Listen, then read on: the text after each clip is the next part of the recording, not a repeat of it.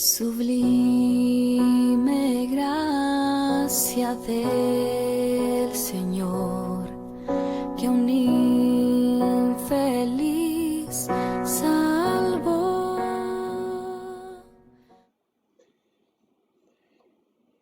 La mayoría de las personas tenemos una tendencia natural a sentirnos parte de algo o de alguien. Hace muchos años había un comercial en la televisión que preguntaba, ¿te sientes muy mexicano? Y las personas en el mismo comercial decían, yo sí me siento muy mexicano, yo sí, todo el mundo se siente muy mexicano, sobre todo en estos tiempos que estamos arrancando el mes patrio, el mes de septiembre. Y todo el mundo tenemos una cierta tendencia a enorgullecernos porque somos mexicanos. Más de alguno tendrá una banderita chica, mediana o grande ahí en su casa porque se sienten muy mexicanos. Y me acuerdo que aquel comercial, cuando después de la respuesta efusiva de las personas supuestamente entrevistadas, les preguntaban, ¿y tu credencial de elector? ¿Ya la tienes? Y los mexicanos entrevistados decían, ah, caray, perdón, no la tengo. Y el propósito de aquel comercial era decir, si te sientes mexicano, tienes que cumplir como mexicano. Y eso es parte del mensaje que hoy quiero compartir con ustedes, porque muchas veces decimos ser algo, pero distamos mucho de lo que decimos ser. En algunos países se estila contar al pueblo evangélico, en todas partes se cuenta, pero de repente en los cristianos evangélicos echamos campanas al vuelo diciendo somos tantos y nos estamos multiplicando.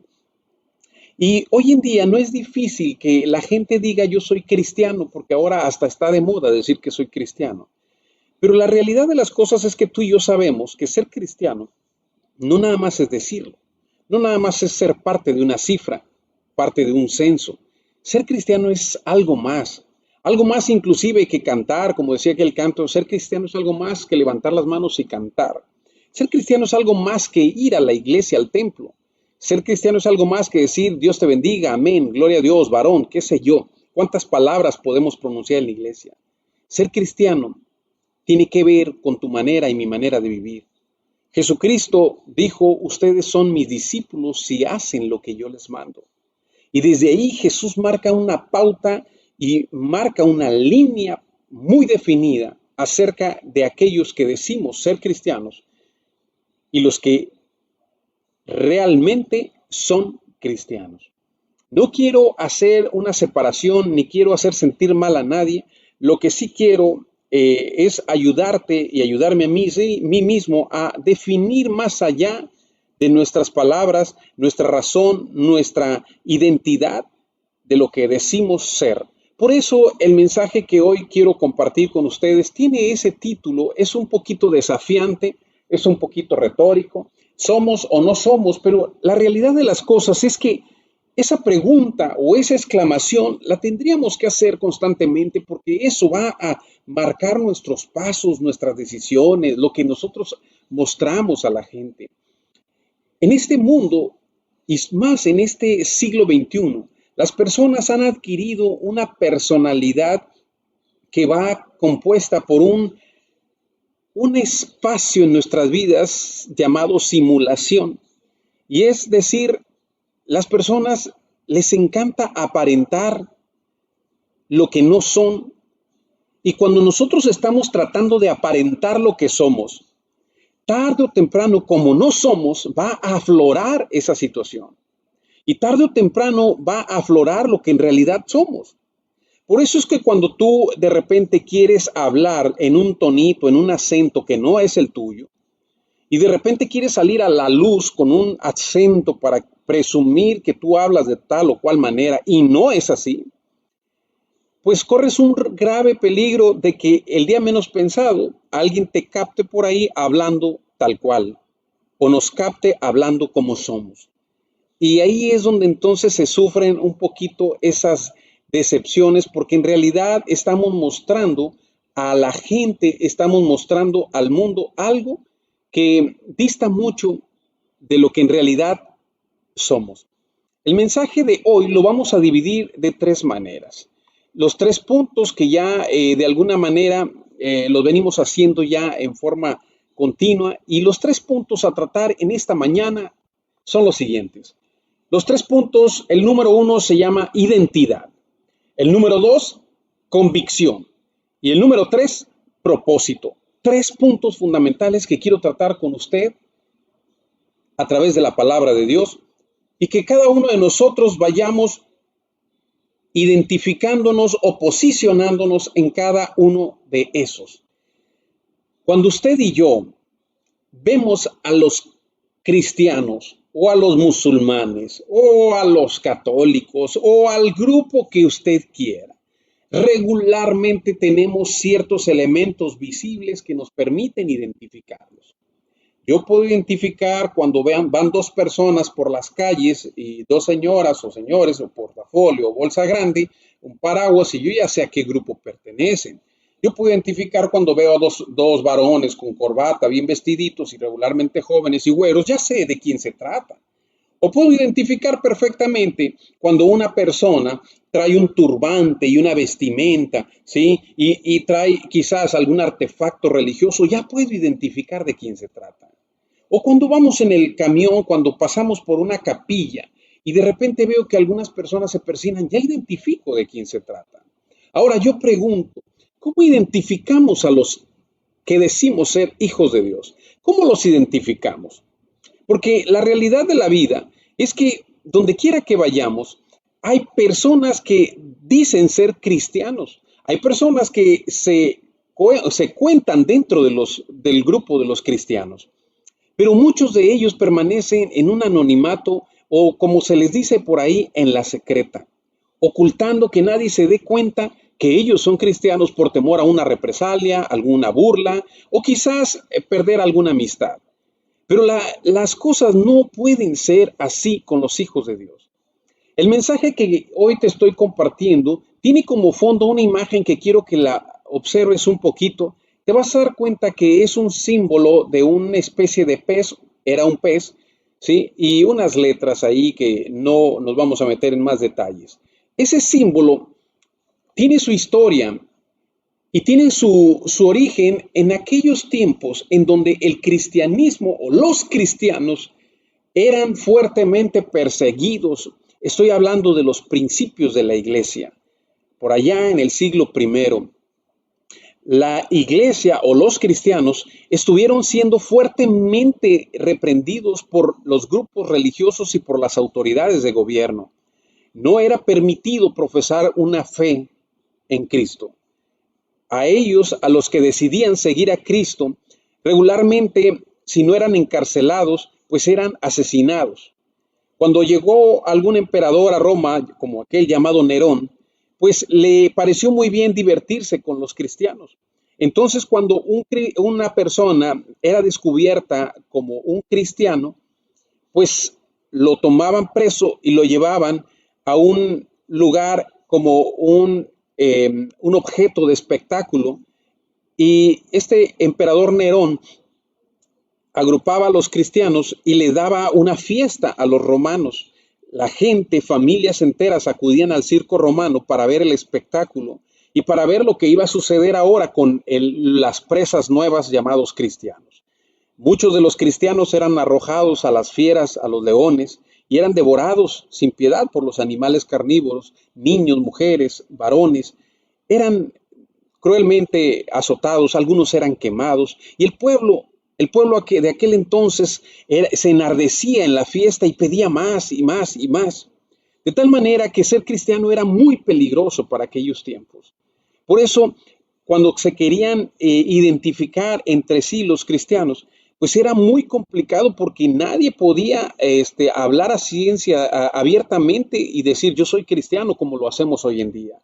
En aquel tiempo tenían que ser muy cuidadosos porque un pequeño error podía costarles la vida. Fue así como surgió ese famoso pez en donde si existía la sospecha de que el otro o el interlocutor era cristiano, pues el que tomaba la iniciativa hacía una especie de curva, ¿sí? Ya sea en una pared o en la tierra, y si el otro se identificaba, entonces el otro hacía la otra curva en manera encontrada ¿sí? Así, de tal manera que juntos formaban un pez. Quizás haciendo alusión a las palabras de Jesús cuando decía yo los voy a hacer pescadores de hombres, pero esa es una manera de identificarse. A lo largo de la historia de la iglesia, vamos a encontrar muchos episodios en donde los cristianos eran cruelmente azotados. Recuerdo hace muchos años me tocó leer un libro que se llamó El mártir de las catacumbas. Era una historia, era una novela quizás, pero que hablaba de la realidad de aquellos cristianos que vivían en aquel tiempo. Ahora, en el siglo XX, por allá cuando se vino la revolución en China, cuando se vino la revolución, no me acuerdo, intelectual, filosófica, no me acuerdo cómo le llamaron, el gobierno represor de Mao Zedong empezó a perseguir a los cristianos, encarcelarlos y matarlos.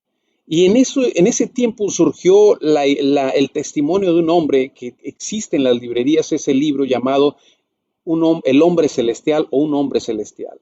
Cuando tú ves esas historias, de repente te das cuenta de lo que sucede en algunos lugares y en algunos espacios de la historia, en donde aquellos que han decidido seguir a Jesús no la tienen fácil. Realmente les cuesta la vida, realmente les cuesta su familia, les cuesta la paz, la tranquilidad, sus trabajos, porque han decidido seguir a Cristo. Pero hoy en día, y nosotros vivimos en un país en donde gozamos de una libertad que es envidiable para muchas naciones. Dice nuestra Carta Magna, la Constitución mexicana, que toda aquella persona que nace en territorio mexicano es nacido libre. Y tú y yo tenemos la libertad en nuestro México de profesar la fe que queramos, sea certera o sea equivocada para ti o para mí. La fe que tú quieras profesar, tienes libertad de hacerlo. En nuestro México hay libertad de culto. En nuestro México hay libertad de expresarnos. Y hoy en día tú y yo tenemos la libertad para decir si somos o no somos. Pero esa holgura y ese relajamiento que nos ha permitido vivir, que debemos de darle gracias a Dios por ello, de repente nos hace ir a un plano que de repente nos sorprende, porque ¿qué pasaría si tú y yo viviéramos en un país en donde es perseguido el cristianismo? ¿Qué pasaría si viviéramos en un lugar en donde la gente cristiana no es bien vista? En donde viviéramos en un lugar donde la mayoría de la población confiesa y profesa una fe distinta a la tuya y a la mía. ¿Qué sucedería? ¿Estaríamos dispuestos para caminar en medio de esa situación, de ese ambiente? Pues en México tenemos toda la libertad del mundo, pero pareciera ser que esa libertad la hemos equivocado y la hemos convertido en un abaratamiento de nuestra fe. Hemos entendido que el tener esas libertades no nos ayudan para no valorar al Dios vivo en el cual hemos decidido creer, y por lo tanto disminuimos la importancia del Dios vivo al que decimos seguir, y por lo tanto, como disminuimos su valor nosotros mismos en nuestro entendimiento, entonces optamos por ponerlo en segundo plano en nuestra familia, en nuestra agenda, en nuestra casa. Y hoy en día es muy sencillo que tú te digas cristiano, y permíteme abrir este espacio para un cristiano nominal, porque aquel que dice ser cristiano y de repente no actúa, ni vive, ni hace, ni dice, entonces parece, pero no es. Porque los que hemos decidido seguir a Cristo, entonces la vida gira en torno a Jesús. Tu agenda gira en torno a Jesús, tu tiempo, tu trabajo, tu familia, tu esfuerzo, todo gira en torno a Jesús, y entonces tú te darás cuenta que la atmósfera de tu alrededor es distinta que cuando pretendemos decir algo que no estamos viviendo. Yo no quiero descartar que seamos o no seamos. Lo que sí quiero decir es que es importante que confrontemos nuestros dichos, nuestros pensamientos con lo que en realidad vivimos. No podemos seguir transitando en esta vida diciendo que somos algo que hace mucho no nos acordamos de vivir. No podemos decir que en esta vida que pertenecemos a un grupo del cual ni siquiera me conocen ni los conozco. La palabra de Dios viene muy surtida, enriquecida de mensajes, de pasajes que nos hablan acerca de qué espera Dios de nuestras vidas y qué se demanda de nosotros para que seamos luz alrededor del mundo. Por eso los 3 puntos que hoy te acabo de comentar, estos 3 puntos los vamos a dividir, como lo dijimos: identidad, convicción y propósito, porque no es para menos. Y hoy quiero abordar el punto número 1, que se llama identidad. Voy a tocar un versículo y después de ese versículo quizás te lea muchos más. Dice la palabra de Dios en el libro de Efesios, capítulo 4, versículos del 3 al 16.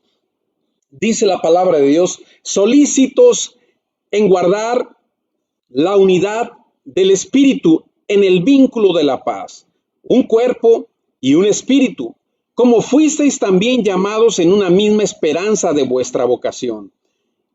Permíteme subrayar esto. Dice: un Señor, una fe, un bautismo, un Dios y Padre de todos, el cual es sobre todos y por todos y en todos. Cuando nosotros nos hemos identificado con Jesús, yo no me detengo a pensar cuál es el grupo religioso al que perteneces. En todo caso, si hay que hablar acerca de un grupo, yo quiero decirte que hay un grupo de personas religiosas, si tú quieres, fanáticos, si tú quieres, lavados del cerebro, pero se identifican con Jesús y viven y respiran y caminan conforme a sus enseñanzas. Y yo le doy gracias a Dios por esas personas, porque cuando convergemos en un punto, cuando convergemos en una fe llamada, en ese nombre llamado Jesús, entonces todas las demás cosas convergen. Por eso no es difícil identificarnos. Cuando creemos en Jesús, entonces creemos en un solo Señor. Y hay de aquellos que empezamos a debatir y nos metemos en una polémica para tratar de descubrir quién tiene la verdad o no. Un Señor, y es un Señor, y ese significa que es el dueño de todo y en nuestras vidas es el que dirige. Una fe significa que actuamos conforme a la misma esperanza y a las mismas convicciones y vamos en pos de ellas.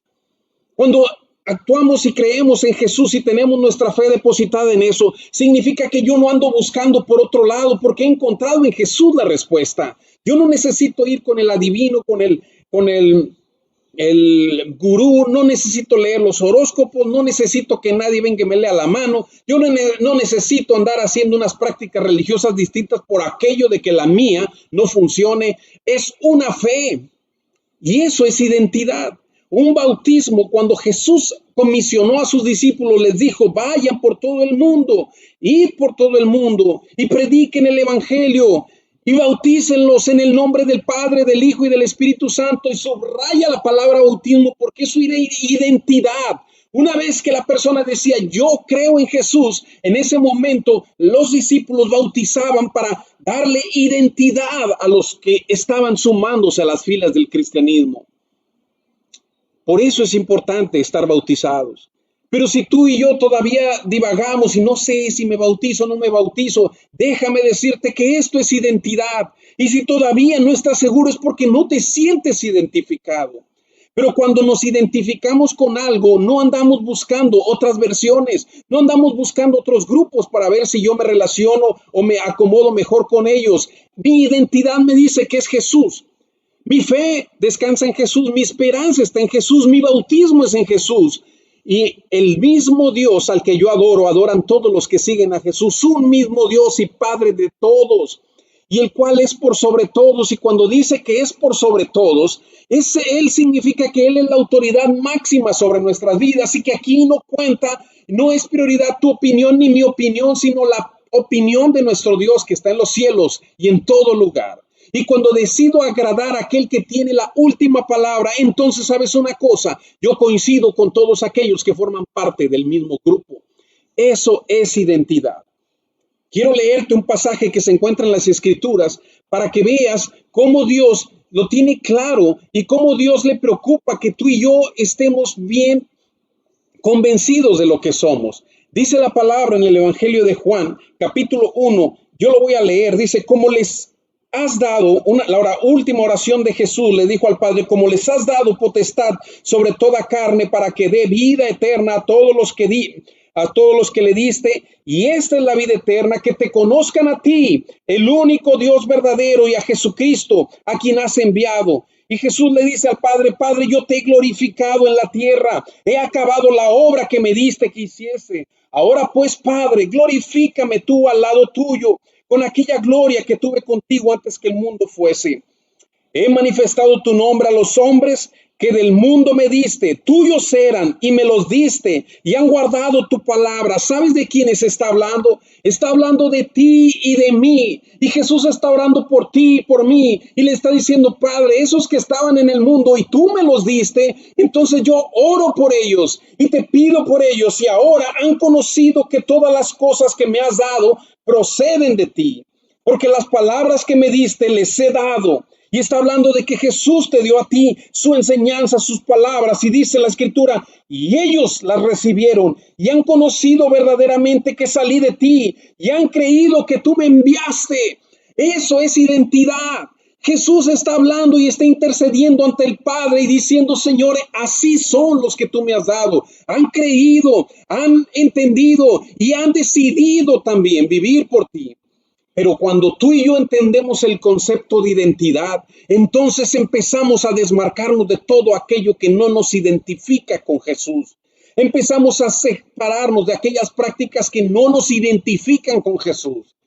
Nuestro vocabulario empieza a cambiar, nuestras acciones empiezan a cambiar, pero sobre todo nuestro corazón empieza a transformarse. Y lo que antes era de mí ya se convierte en el hombre viejo, porque dice la palabra de Dios en el libro de los Corintios, de manera que todos los que están en Cristo nueva criatura son. Las cosas viejas pasaron, he aquí todas son hechas nuevas. Y continúo leyéndote la palabra de Dios, dice, porque las palabras que me diste se las he dado yo, y ellos las recibieron y han conocido verdaderamente que salí de ti, y han creído que tú me enviaste. Y luego dice, yo ruego por ellos, no ruego por el mundo, sino por los que tú me diste, porque tuyos son, y todo lo mío es tuyo, y lo tuyo es mío, y he sido glorificado en ellos. Y una vez más viene la identidad de los hijos de Dios. ¿Cómo se glorifica a Jesús si no es a través de los que hemos decidido seguir a Jesús?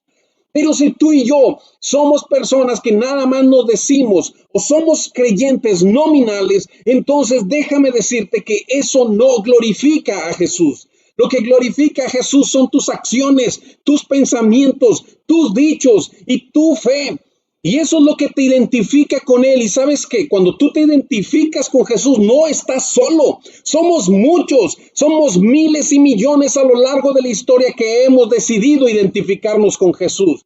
Por eso Jesús oró por ti y por mí. Por eso Jesús nos puso en las oraciones ante el Padre. Y luego le dice, Padre Santo, a los que me has dado, guárdalos en tu nombre, para que sean uno, así como nosotros, para que sean uno, así como nosotros. Y cuando me encuentro con personas que todavía batallan para unirse con otros cristianos, que todavía ponderan sus principios y sus costumbres religiosas, cuando me encuentro con personas que todavía se están debatiendo en una doctrina o en dos doctrinas y que no logran romper esa barrera, digo, Señor, ¿cómo es posible que prevalezca una doctrina? ¿Cómo es posible que prevalezca una idea? ¿Cómo es posible que prevalezca una estructura cuando lo más importante que debe de prevalecer es glorificar a Jesús? No importa si tu vestimenta es de una manera y la mía es de otra, si tú vas un día o yo voy otro, si tú cantas de una manera o yo canto de otra. ¿Sabes qué es lo que debe de importarnos? Es que Jesús sea glorificado y que seamos uno. Y cuando tú y yo privilegiamos nuestros criterios, nuestras tradiciones, nuestras convicciones de antaño y que no pertenecen claramente a los principios que Dios estableció, entonces estamos perdiendo el rumbo de nuestra identidad. Nuestra identidad, y yo te lo digo con toda claridad, a mí no me identifica un grupo, un sector religioso. Lo que me identifica es Jesús y todos los que creen en Jesús, como lo han decidido entender en su cultura, pero han decidido que Jesús sea el Señor de sus vidas. Si nació en África y le gusta la danza y el escándalo, gloria a Dios porque se identifica con Jesús. Pero si nació en una iglesia muy conservadora, pero glorifica a Jesús, gloria a Dios por su vida porque se identifica con Jesús. Por eso el apóstol Pablo en el libro de Efesios les dijo, hay cosas importantes que nos deben de identificar. Un Señor, una fe, un bautismo, un Dios y Padre de todos, el cual es sobre todos y en todos. Cuando yo abordo estos temas, de verdad, a lo largo de mi vida me he encontrado muchas personas que sufren por estos temas. Y yo le doy gracias a Dios porque cuando conocí a Jesús, una de las cosas que Él me enseñó es a vivir en libertad. Y dice Jesús en su palabra, y conoceréis la verdad, y la verdad os hará libres, libres de yugos, libres de presiones, libres de criterios falsos, libres de acusaciones, libres de frustraciones, libres de traumas, libres de prejuicios, porque hemos decidido seguir a un Señor. Y ese Señor nos puso un ejemplo. Él no seleccionó grupos para llegar. Él se fue a donde estaba la gente más despreciada. Allí se estableció y un grupo religioso te puede decir, no vayas ahí. Él se sentó a comer con publicanos y pecadores. Las prostitutas eran parte de sus conversaciones. Él llamó y escogió a personas para ser sus discípulos y eran personas que no eran perfectas. Jesús es el Señor y en Él convergemos, no importa cuál es nuestra cultura, nuestro trasfondo. Lo más importante es que hemos decidido seguir a Cristo. Y el segundo punto que voy a tratar en esta hora tiene que ver con nuestra convicción. La convicción, dice Filipenses 1, del 20 al 21, conforme a mi anhelo y esperanza de que en nada seré avergonzado.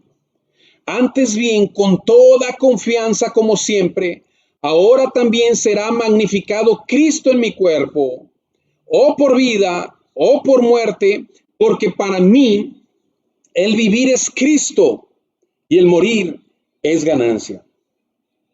Cuando nosotros como cristianos entendemos la profundidad de las palabras de Pablo y cómo Pablo se atrevió a escribir aquellas palabras diciendo que para mí el vivir es Cristo y el morir es ganancia, de verdad nos pone a nosotros en un lugar en donde nos quita el velo, nos abre el telón y nos lleva a preguntarnos, ¿y tú cómo te sientes en este sentido?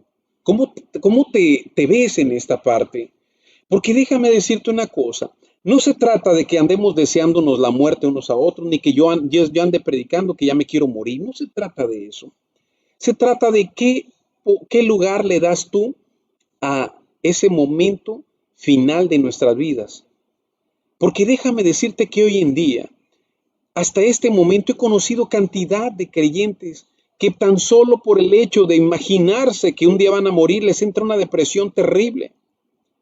He escuchado creyentes que dicen, yo no quiero ganar todavía. Y es que todo eso tiene que ver con nuestras convicciones. No se trata de que tú y yo estemos despidiéndonos todos los días y luego nos convirtamos en víctimas. Ay, hijos, ya me voy a ir. Ay, por favor, oren porque me muero mañana. No, no se trata de eso. Ni tampoco se trata, yo pues me voy a morir en el nombre de Cristo. No se trata de que presumamos eso. Se trata de que tu corazón tenga paz y que seas tan convencido que mientras estés en esta vida tienes un propósito, una convicción por la cual luchar, vivir y desgastar tu vida. Pablo les decía a los hermanos, yo he invertido en ustedes, pero hasta mi misma vida la he desgastado por amor a ustedes. Eso se llama convicción. Convicción es estar decidido. ¿Quién ocupa el primer lugar en tu agenda? ¿Quién es el que merece la prioridad? Convicción no da pie a las excusas y a los pretextos. Convicción te hace caminar en esa dirección. Y cuando tú estás convencido de lo que eres, entonces vives por lo que eres y vives para quien eres. Por eso Pablo decía, para mí el vivir es Cristo y el morir es ganancia. No podemos nosotros pretender decir somos convencidos cuando titubeamos ante una situación difícil. Cuando tu fe es desafiada, cuando alguien te amenaza con correrte porque eres creyente, cuando alguien en tu familia dice no eres más de la casa porque has decidido tomar esa religión, cuando alguien de repente te desafía y te dice, sabes que tú no vales nada, te lavaron el cerebro, cuando tú te sabes mantener firme en lo que has decidido, eso se llama convicción. Eso se llama convicción. Y cuando alguien te pregunta que si eres tú, con toda autoridad dice, yo soy. Pero si titubeas y andas por las telarañas, entonces permíteme decirte que tu convicción es muy frágil, es muy débil y se sujeta nada más a 4 paredes mientras estamos en el templo de nuestra iglesia. Por eso te digo que hemos visto y hay en este momento, hay muchos creyentes que ni siquiera su familia sabe que son creyentes. En su centro de trabajo no los identifican como creyentes. Y sabes una cosa más, porque además de que ellos no lo viven, no lo expresan, además actúan como si no lo fueran. Eso no es convicción. Eso no es creer. Eso es decir que soy parte de un grupo nominal que dice, que hace, que siente, que piensa y que yo, la realidad, visto mucho de ellos. Ser creyente, ser cristiano, ser seguidor de Jesús, sí tiene un precio, tiene muchas bondades, pero tiene un precio. Por eso, recuerdo mucho aquella historia de una ancianita, que ya no era ancianita, era una señora ya mayor, pero recuerdo que ella había decidido seguir a Cristo y había decidido entregar a su vida a Cristo, y ella sabía que eso le traería problemas en su casa. Cuando su esposo se dio cuenta de que ella había cambiado su religión, cuando ella había decidido hacerse de una religión, o mejor dicho, cuando había decidido seguir a Cristo, el esposo la golpeó y la golpeó y la golpeó. Y esa mujer, toda lastimada, fue al templo y se postró en el altar y con llantos, con un llanto de tristeza, con un llanto de dolor, pero un llanto de mucho amor, empezó a cantar aquellas hermosas palabras que se convirtieron en una canción. He decidido seguir a Cristo. No vuelvo atrás. No vuelvo atrás. Si otros, dice este hermoso himno, si otros no siguen, yo seguiré. No vuelvo atrás. Una estrofa nos dice: la cruz delante, puesto los ojos en Jesús, el autor y consumador de la fe, y el mundo atrás. Lo que antes para mí era la razón de vivir, ya no es la prioridad, porque ahora he decidido seguir a Cristo. Eso se llama convicción. La convicción es algo que a ti y a mí nos tiene que quedar bien claro. No podemos decir que somos convencidos cuando ocultamos lo que somos. Y dijo Pablo a los romanos: porque no me avergüenzo del evangelio, porque es poder de Dios para salvación a todo aquel que cree, al judío primeramente y también al griego. Eso dice la palabra de Dios, porque no me avergüenzo del evangelio, porque no me da vergüenza decir lo que soy, porque sé que a muchos no les gusta, pero eso soy, porque lo respiro, lo vivo, lo transpiro, lo disfruto, es parte de mi respiración todos los días, es el propósito de mi vida, es mi convicción más firme y es lo que me da esperanza y lo que me da paz, es mi razón de existir. Yo no voy a negociar mi fe, yo no voy a cambiar y decir que ya no soy porque no quiero meterme en problemas. La convicción te lleva a asumir los riesgos, las consecuencias. La convicción no solamente eso, sino que te lleva a actuar y a superar todos los obstáculos que se te presentan en la vida y a ir más allá de tus posibilidades porque eres una persona convencida. El día de ayer, cuando nos estábamos alistando para la caravana, yo recibía muchas llamadas de personas y mensajes que me decían: ahí voy a estar. Y pastores y hermanos de otras iglesias y misioneros me decían: allí voy a estar. Pero había otros que me decían: ¿sabes qué? No voy a poder ir. Y me daban una razón. Y yo decía: Señor, ¿cómo es posible que ponderemos esas razones? Cuando tú y yo sabemos que lo único que nos puede limitar para seguir a Cristo es que tú puedes estar en el sepulcro, o puedes tener a alguien tendido en la cama, o puedes estar en el hospital, pero fuera de eso no hay nada que me pueda detener para yo seguir a Cristo y decirle al mundo entero lo que yo soy. Por eso, amado, es importante entender que nuestras convicciones no son tan económicas como a veces las queremos hacer. Eso no se llama convicción. Convicción es caminar en pos de ello.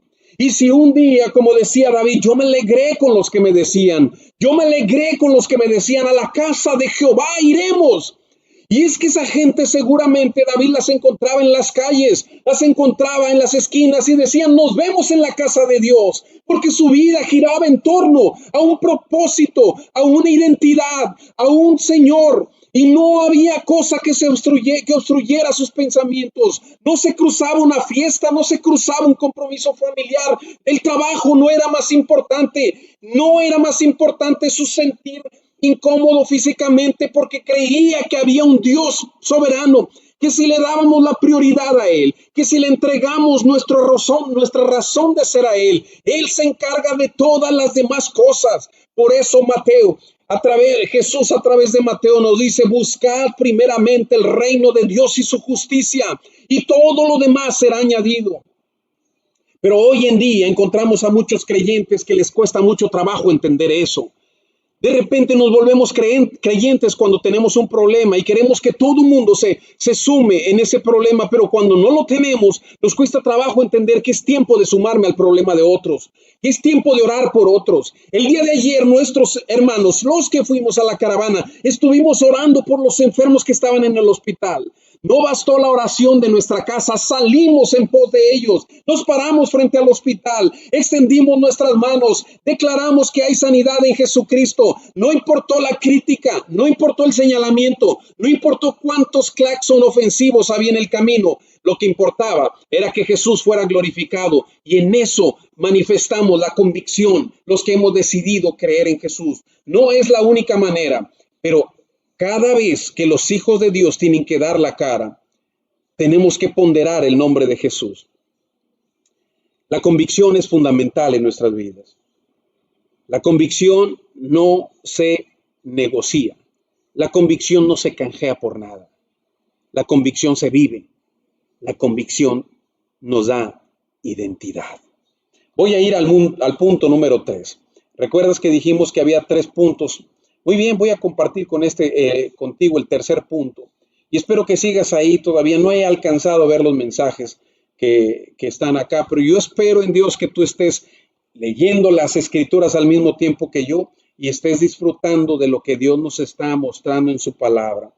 Dice la escritura, en esto es glorificado mi Padre, en que llevéis mucho fruto y seáis así mis discípulos. Juan 15:8. El punto número 3 se llama propósito. Si tú me preguntaras a mí, ¿cuál es el propósito de ser cristiano?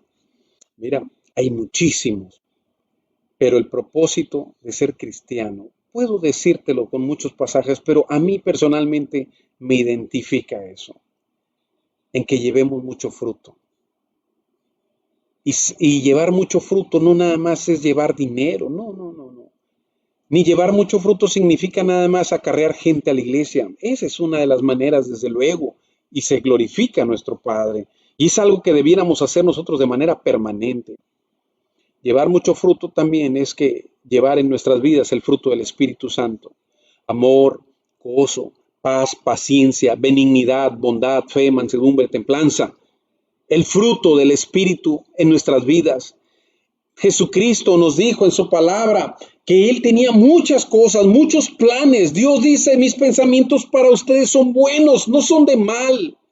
Pero Jesús también nos dijo en su palabra, yo he venido para que tengan vida y la tengan en abundancia. No he venido para que vivamos amargados. No he venido para que tú y yo vengamos a sufrir nada más porque sí. Si bien es cierto, ser cristiano no es cosa sencilla, es un asunto que tenemos que valorar y disfrutar también. A veces ser cristiano te pone en situaciones complejas, pero Dios ha decidido, y lo vuelvo a repetir, en aquel momento cuando nos habló acerca de la gran comisión, también nos dijo, y he aquí, yo estoy con vosotros todos los días hasta el fin del mundo. Y el propósito de Jesucristo, de que tú y yo seamos hijos de Dios, que nos identifiquemos con Jesús, es que alcancemos primeramente de su gracia y de su salvación. Y también que le glorifiquemos a través de nuestras vidas y que a través de nuestras vidas otros puedan conocer a Jesús para que su nombre sea glorificado. Y que también tú y yo, a través de haber conocido a Jesús, podamos aspirar a la vida eterna. en Cristo Jesús. Los propósitos de Dios son innumerables para tu vida y para mi vida. El propósito de Dios no es que tú vengas a padecer. El propósito de Dios no es que tú vengas a ser avergonzado. Jesús dijo también en su palabra, bienaventurados cuando por mi causa os vituperen y os persigan. Significa que ya está contemplado eso en el plan de Dios. Pero si tú y yo no tenemos una identidad y una convicción, no vamos a encontrar un propósito en esto. Y vamos a terminar claudicando y retirándonos. ¿Sabes por qué nos cuesta trabajo congregarnos? ¿Sabes por qué nos cuesta trabajo permanecer firmes en lo que decimos hacer y en lo que decimos ser? Porque no estamos convencidos, porque cualquier compromiso de peccata minuta nos desvía del propósito. Nuestra familia no ha entendido quién es el primer lugar en nuestras vidas. ¿Sabes por qué nos cuesta trabajo mantenernos firmes en lo que decimos ser? Porque hay cosas más importantes en nuestra vida que Jesús. Pero déjame decirte una cosa. Ser un creyente nominal es lo más sencillo, es lo más fácil. Y cuando venga el del censo a contar a las gentes a tu casa, tú le vas a decir, yo pertenezco a tal grupo, anóteme ahí, cuénteme ahí y pasarás a ser parte de una estadística. Pero una estadística no tiene nada que ver con lo que se vive en el corazón, con tu fe y con tus convicciones y hacia dónde te estás visualizando que vas. Por eso Pablo escribió en la palabra, en una de sus epístolas, dijo, yo mismo no pretendo haberlo alcanzado ya, pero una cosa sí hago, que me extiendo hacia adelante, veo hacia adelante y pongo mis ojos en Jesús, en el autor y consumador de la fe. Ese mensaje que Pablo nos escribió, ese mensaje tan desafiante, eso es lo que Dios nos está diciendo en estos momentos a ti y a mí. Eso es lo que Dios nos está revelando en esta hora. Y yo te quiero decir,